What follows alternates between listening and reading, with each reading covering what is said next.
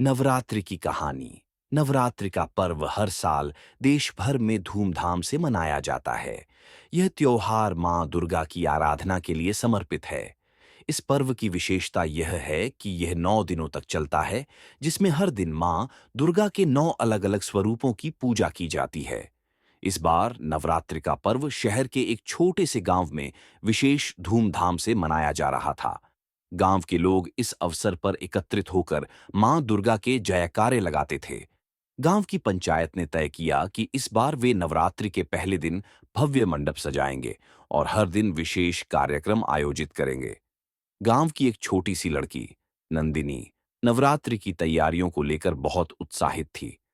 उसे अपने दादी नानी से नवरात्रि की कहानियां सुनने का बहुत शौक था। वह अक्सर पूछती, दादी, क्या आप मुझे भी माँ दुर्गा की पूजा में मदद करने देंगी? दादी हमेशा मुस्कुराकर कहती, बिल्कुल नंदिनी, तुम हमारी नवरात्रि की रौनक हो। पहले दिन गांव में कलश स्थापना की गई। नंदिनी ने अपनी मां के साथ मिलकर कलश को सजाया। कलश में जल भरकर उसे देवी की तस्वीर के पास रखा गया। पूरे गांव में खुशी का माहौल था। सभी ने मिलकर देवी की आरती की और भोग अर्पित किया। नंदिनी ने देखा कि लोग अपने अपने घरों से मिठाइयां और फल लाते हैं और एक दूसरे के साथ बांटते हैं। ये देखकर उसके मन में भी दया और प्रेम की भावना जाग उठी।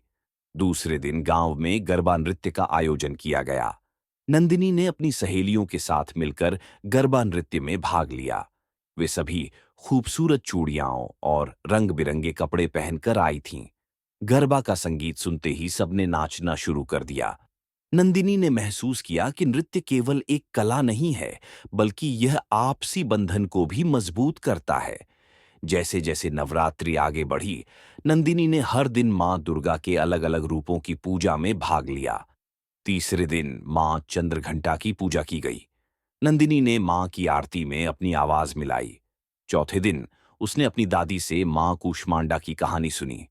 दादी ने बताया कि कैसे मां कूष्मांडा ने धरती पर आने वाले संकटों से लोगों की रक्षा की। नंदिनी की मन में मां दुर्गा के प्रति श्रद्धा और भी बढ़ने लगी। वह सोचने लगी, क्या मैं भी कभी मां दुर्गा जैसी बन पाऊंगी? उसकी दादी ने उसकी सोच को समझते हुए कहा, बिल्कुल बेटा, मां दुर्गा हमें सिखाती हैं कि हम आत्मविश्वास और साहस से हर चुनौती का सामना कर सकते हैं। नवरात्रि का अंतिम दिन आया और पूरे गांव में उत्सव का माहौल था। सभी ने मिलकर मां दुर्गा की विदाई की।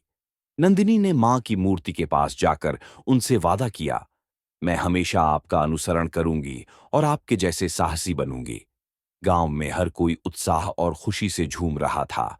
नंदिनी ने इस नवरात्रि से न केवल मां दुर्गा की आराधना की, बल्कि खुद को भी सशक्त महसूस किया। उसने सीखा कि देवी की पूजा करने का असली अर्थ है अपने भीतर की शक्ति को पहचानना और उसे जगाना। इस तरह नवरात्रि ने नंदिनी को एक नई दिशा दी और उसने यह वादा किया कि वह हमेशा मां दुर्गा के मार्ग पर चलेगी